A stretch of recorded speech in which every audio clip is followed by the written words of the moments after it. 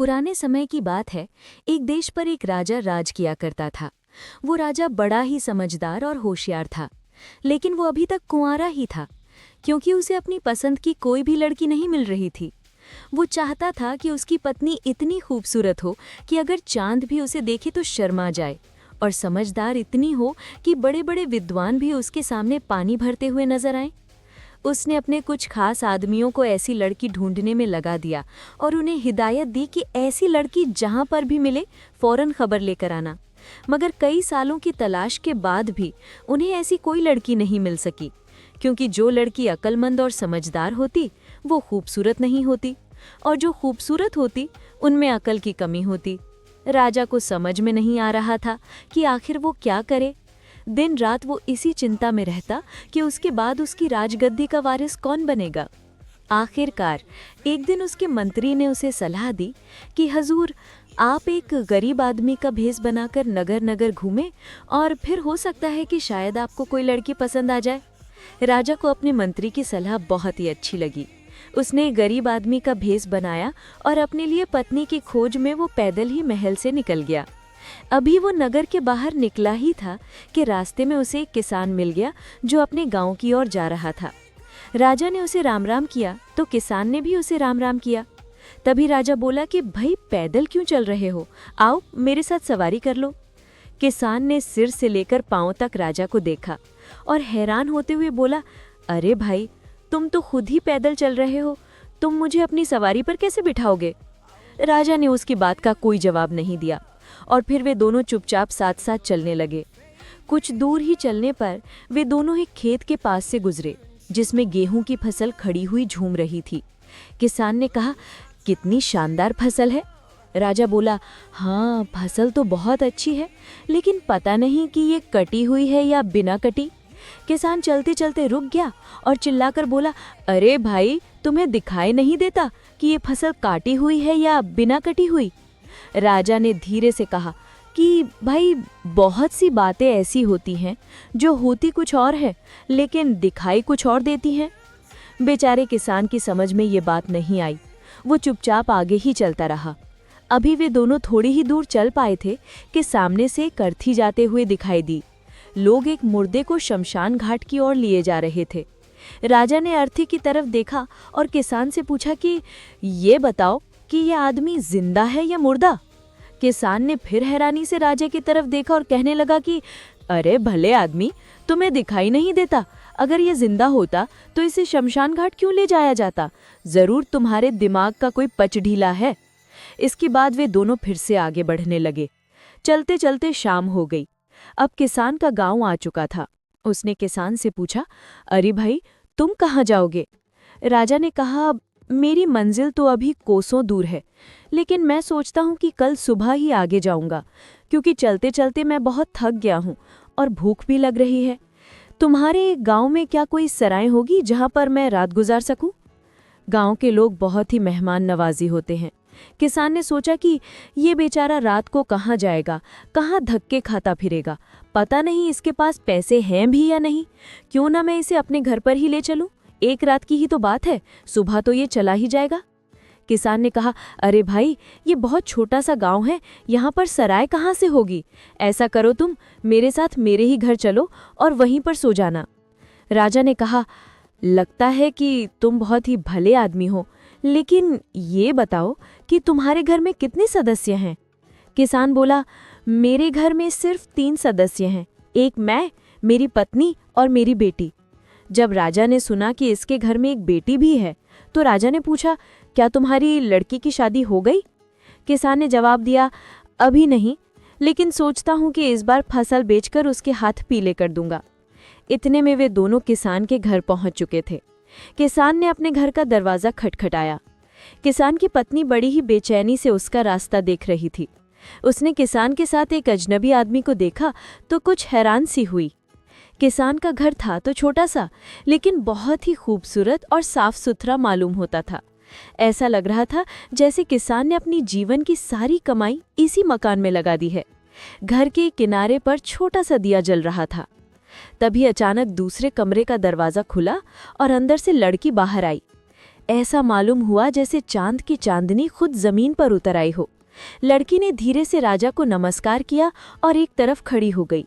राजा उसकी खूबसूरती देखकर हैरान था और फिर संभल कर बोला, कितना खूबसूरत मकान है, मगर इसमें एक ईंट की कमी है। किसान ने जब ये सुना तो झल्ला गया। उसे लगा कि मैंने इतनी मेहनत से ये मकान बनवाया है और ये आदमी कह रहा है कि इसमें एक ईंट की कमी है। किसान कहने लगा, अच्छा भाई, इन सब बातों को छोड़ो, जल्दी से हाथ मुंह धो लो, फिर हम दोनों खाना खाते हैं। घर में चने का साग और बाजरे की रोटी बनी है। पत्नी ने सोचा कि पति का मेहमान आया हुआ है, इसलिए उसने थोड़ी सी खीर भी बना ली। सबने मिलकर खाना खाया। राजा ने भी खाना खाया और हाथ मुंह धोकर कहने लगा कि रात का खाना खाने के बाद मैं कुछ देर टहला करता हूँ, ये सेहत के लिए बहुत ही अच्छा होता है। मैं कुछ ही देर में वापस आ जाऊंगा, दरवाज़ा बंद कर लो। किसान ने दरवाज़ा बंद किया और कहने लगा कि ये बड़ा ही अजीब आदमी है, रास्ते भर ऐसी ऐसी बातें करता हुआ आया है कि मेरा तो दिमाग ही खराब हो गया। और फिर किसान ने शुरू से लेकर आखिरी तक सारी बातें अपनी लड़की को बता दी। लड़की ने एक एक शब्द बड़े ही गौर से सुना और कहने लगी कि पिताजी, ये आदमी कोई बेवकूफ़ नहीं बल्कि बड़ा ही अक्लमंद है।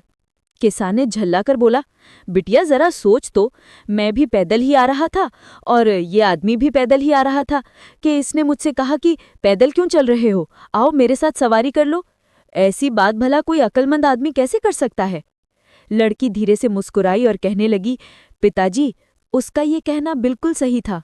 जब कोई आदमी सफ़र करता है तो थोड़ा सा फासला भी बहुत लंबा मालूम पड़ता है, लेकिन अगर दो आदमी साथ साथ चले तो बातें करते करते लंबा सफ़र भी कम लगने लगता है।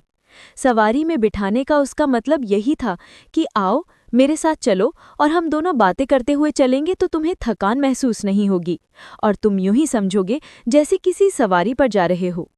किसान हैरानी से अपनी बेटी को देखने लगा और फिर बोला, खैर चलो, ये बात तो मैं मान लेता हूँ, लेकिन अर्थी को देखकर इसने मुझसे ये क्यों पूछा कि ये आदमी जिंदा है या मुर्दा। लड़के ने जवाब दिया कि पिताजी, इस बात का भी बड़ा ही गहरा मतलब है। अगर कोई बहुत ही ईमानदार, अच्छा और लोगों की भलाई करने वाला इंसान मरता है तो लोग उसके मरने के बाद भी उसे याद रखते हैं, वो लोगों की यादों में भी जिंदा रहता है। लेकिन इसके अलावा जब दूसरे लोग मरते हैं तो लोग उसके मरने के कुछ दिनों बाद ही उसे भूल जाते हैं। उसके पूछने का मतलब यही था कि मरने वाला ये इंसान किस तरह का इंसान है। ये सुनकर किसान हक्का बक्का सा रह गया और फिर उसे एक बात और याद आ गई। वो कहने लगा, लेकिन इसने खड़ी फसल को देखकर यहाँ क्यों पूछा कि ये कटी हुई है या बिना कटी हुई। लड़की बोली, बात यह है पिताजी कि कुछ किसान फसल के कटने से पहले ही उसे बेच देते हैं। हो सकता है कि उस खेत के मालिक ने अपनी फसल पहले ही बेच दी हो। इस हालत में तो फिर उसके लिए ये खेत की फसल कट ही चुकी है और उसने फसल का दाम भी वसूल कर लिया होगा।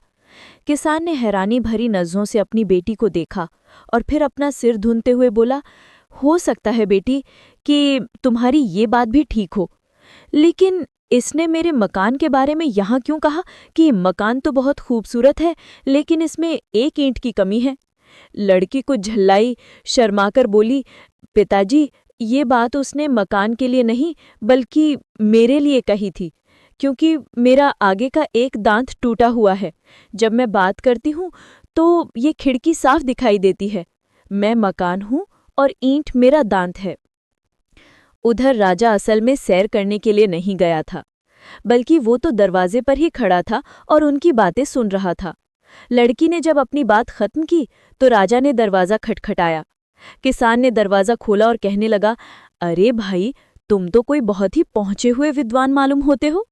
राजा ने कहा कि मैं इस राज्य का राजा हूँ और ईश्वर का धन्यवाद है कि मुझे जिस तरह की पत्नी चाहिए थी वो आज मुझे मिल गई है।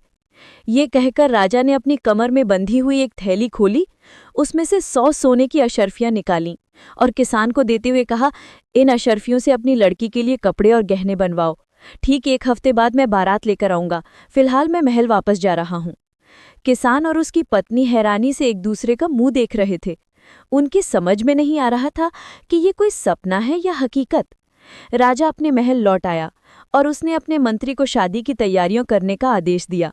ठीक 1 हफ्ते बाद राजा की शाही बारात उस गांव में आई, मानो जंगल में मंगल हो गया हो। 4 दिन तक उस गांव में ऐसी चहल पहल रही कि लगता था कोई उत्सव मनाया जा रहा हो। दूर दूर तक के गांव को दावत दी गई। लोगों में इतना धन बांटा गया कि 20-20 कोस दूर तक कोई आदमी गरीब नहीं रहा। राजा ने विवाह किया और अपनी सुंदर और खूबसूरत रानी को लेकर महल में वापस आ गया। लड़की के माता पिता भी बहुत खुश थे कि उनकी बेटी एक महल की रानी बन गई है। लड़की भी खुश थी कि उसे पति के रूप में एक राजा मिल गया है, और साथ ही साथ राजा भी खुश था कि उसे उसकी पसंद की रानी मिल गई है। तो दोस्तों, कहानी पसंद आई हो तो वीडियो को लाइक करें, शेयर करें और चैनल पर पहली बार आए हो तो चैनल को सब्सक्राइब करें। धन्यवाद दोस्तों।